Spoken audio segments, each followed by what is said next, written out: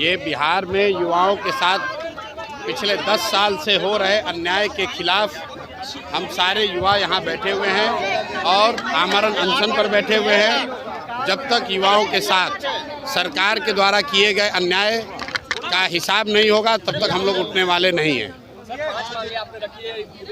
बेरोजगार युवाओं को भत्ता देने की मैंने कोई नाम नहीं रखा, कोई नया मांग नहीं रखा है। ऐसी सूचना पीछे से मुझे दी जा रही है।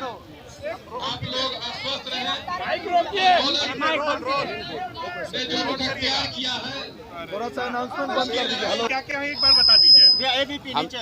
हम लोग यहाँ पर बिहार के युवाओं के साथ जो अन्याय हो रहा है, उस अन्याय की शुरुआत, वो अन्याय सिर्फ बीपीएससी और अभ्यर्थियों के बीच का मामला नहीं है।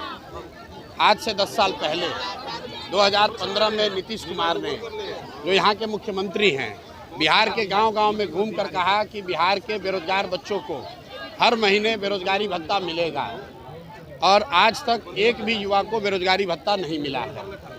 दूसरी मांग ये है कि पिछले 10 साल में अलग अलग प्रतियोगिता परीक्षाओं में पेपर लीक हुए। लीक मामले में कोई किसी को जानकारी नहीं है कि क्या कोई अधिकारी उसमें सस्पेंड हुआ। पेपर लीक करने वालों पर, उन शिक्षा माफिया पर सरकार ने क्या कार्रवाई की, तो हम लोग उस पर श्वेत पत्र की मांग कर रहे हैं। तीसरी मांग ये है कि जिन लोगों ने पूरे बिहार को, लोकतंत्र को लाठी तंत्र बना दिया है, जिन लोगों ने बच्चों पर लाठी मारा है, उन पर कार्रवाई हो, उन अधिकारियों पर कार्रवाई हो।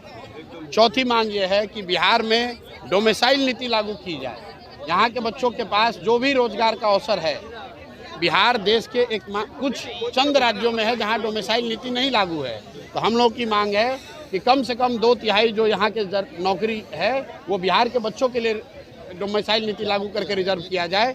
और स्वाभाविक तौर पर पहली मांग है कि बीपीएससी में हुए अनियमितता को देखते हुए एग्ज़ाम को रद्द किया जाए, फिर से पुनर्एग्जाम कराया जाए, और जिन लोगों ने बीपीएससी में ये धांधली की है, एक सीट को बेचा है, उन पर सरकार कार्रवाई करे। और इस कार्रवाई के खिलाफ पिछले 13 दिन से ये बच्चे अनशन पर बैठे हैं, धरने पर बैठे हैं। मैंने और हम सब ने मिलकर उनको 2 दिन का समय दिया था। अब वो समय सीमा खत्म हो गई। सरकार ने मांगने की बात छोड़ दीजिए, मुख्य सचिव के आश्वासन, उन्होंने अपने अहंकार में बच्चों से मिलना भी गंवारा नहीं समझा है। इसलिए हम लोग यहाँ बैठे हैं, धरने पर नहीं, आमरण अनशन पर बैठे हुए हैं। जब तक सरकार नहीं मानेगी तब तक हम लोग यहाँ बैठे रहेंगे। जीत के कितना करीब है सर?